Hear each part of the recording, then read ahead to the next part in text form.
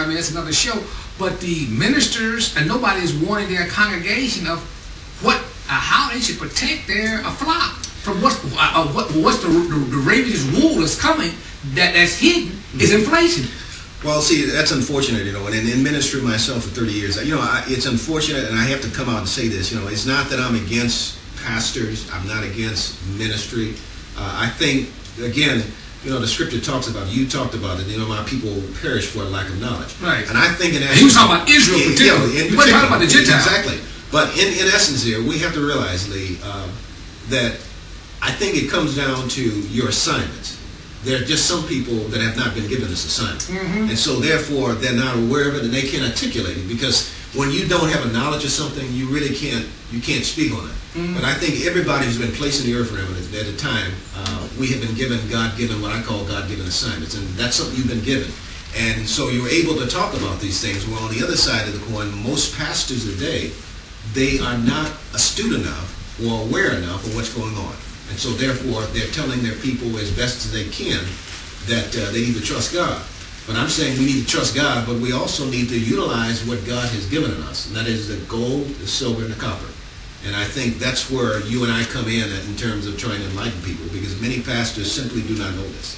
Okay, so in summing this up, folks, we're telling you that in the scripture, 17 and 18 chapters of Revelation, it talks about a commercial system called Mystery Babylon.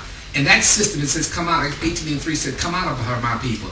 Babylon is fallen. Babylon is, see, we look at something that's already fallen, and it's beginning to unfold before our eyes. And folks, it's just like folks are walking around brain dead, dumbed down, and they're putting all their faith and hope in this. Whether you got a pension or whatever you have, if you're being paid in this, you're going to find out it will not buy anything as hyperinflation kicks in. We're talking about $4 or $5. I mean, for a good loaf of bread like pumpernickel, they say you half a loaf and it's $3.50 or $4. So you got a whole loaf. That's $8 for a good loaf of bread. We're not talking about white bread, some substance. So we're saying, listen here, this stuff becomes worthless. The only way you're going to be able to maintain your value is to get these metals now while they are cheap.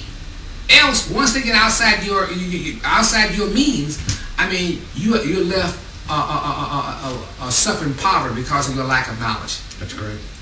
Yes, that's correct. So in closing, what can we encourage or instill in the folks that, you know, people say, well, I think we're going to be raptured out of here?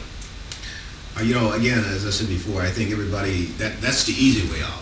You know, but the truth of the reality is that I don't think we're going to be raptured out of this at this point in time here. I think that what we're looking at here, because we're looking at a relative short period of time, and I would quickly say this, is that what some of the people really behind the scene who understand what's going on, they're saying that maybe by, certainly some of the reports I've looked at, by the year 2010, this whole thing is going to be over as we know it as far as the monetary system there, because everything will be collapsed. But in the interim, what we would need to look at is that we need to understand right now that I believe by the time we get into the summer, we're going to be looking at gold at some astronomical number. So what I'm saying here is that right now we need to move quickly on the purchasing of these metals, because time right now, the window is closing. Oh. And so whatever you're going to do, you know, the scripture says you need to do it quickly. Okay. And that's where we are. So I want to end on that. And as I said, the whole financial system is collapsing, and many people think that Kissinger, people are talking about a new world order. But in the meantime, what are you going to do for your house and your everyday living to preserve what little assets you have being middle class? Nobody has billions and billions of dollars. So what little assets that you have, I don't care if they're $500 or whatever, that you have, you need to make an effort to obtain some type of knowledge and act upon that knowledge while the time is yet near to preserve your assets. So when these things become unraveled, at least you would have something to barter or live with. So again, we want to thank you this evening, thanking Dr. Mason for enlightening you on wisdom and knowledge, as Paul said, should be the stability of that time and the strength of our salvation. These are the two twin pillars that you need: wisdom and knowledge to sustain yourself and to make decisions. And you should contact